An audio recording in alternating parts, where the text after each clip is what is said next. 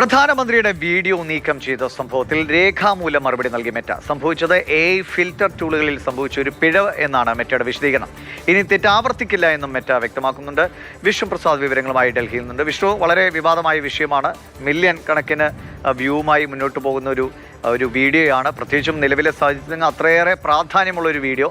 അതാണ് ഒരു technical glitch എന്ന് പറഞ്ഞുകൊണ്ട് പിൻവലിക്കപ്പെടുന്നത്. പിന്നീട് അത് പുനഃസ്ഥാപിക്കുന്നുണ്ട്. മെറ്റയുടെ വിശദീകരണത്തോട് സർക്കാരിന്റെ പ്രതികരണം വന്നിട്ടുണ്ടോ? ആ വിശദീകരണത്തിൽ തൃപ്തരാകാനിടയുണ്ടോ?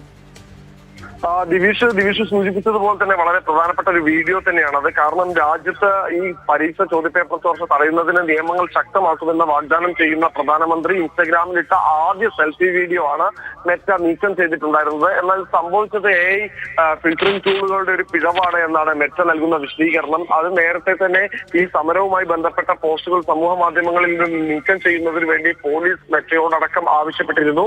അതിന്റെ അടിസ്ഥാനത്തിലാണ് ആ പോസ്റ്റുകൾ നീക്കം ചെയ്തത്. ആ കൂട്ടത്തിൽ പ്രധാനമന്ത്രിയുടെ പോസ്റ്റ് നീക്കം ചെയ്യപ്പെട്ടത്. എന്തായാലും പിഴവ് തിരിച്ചറിഞ്ഞ ഉടൻ തന്നെ അത് തിരുത്തുകയും വീഡിയോ പുനഃസ്ഥാപിക്കുകയും ചെയ്തിട്ടുണ്ട് എന്നാണ് മെറ്റ ഇപ്പോൾ രേഖാമൂലം കേന്ദ്ര IT മന്ത്രാലയത്തെ അറിയിച്ചിട്ടുള്ളത്. പക്ഷേ ഈ വിശദീകരണത്തിൽ എന്തായാലും IT മന്ത്രാലയം തൃപ്തരല്ല എന്നാണ് മനസ്സിലാക്കുന്നത്. ഇതുമായി ബന്ധപ്പെട്ട അന്വേഷണം തുടരും. ഏതെങ്കിലും തരത്തിലുള്ള ആസൂത്രിത നീക്കം ഈ വീഡിയോ നീക്കം ചെയ്യുന്നതിൽ സംഭവിച്ചിട്ടുണ്ടോ എന്നതടക്കമുള്ള കാര്യങ്ങൾ എന്തായാലും കേന്ദ്ര സർക്കാർ അന്വേഷിക്കാൻ ഒരുങ്ങുകയാണ്. രാജ്യവ്യാപകമായി വലിയ പ്രതിഷേധമാണ് പ്രധാനമന്ത്രിയുടെ വീഡിയോ നീക്കം ചെയ്തതിനെതിരെ ഉയർന്നിട്ടുണ്ടായിരുന്നത്.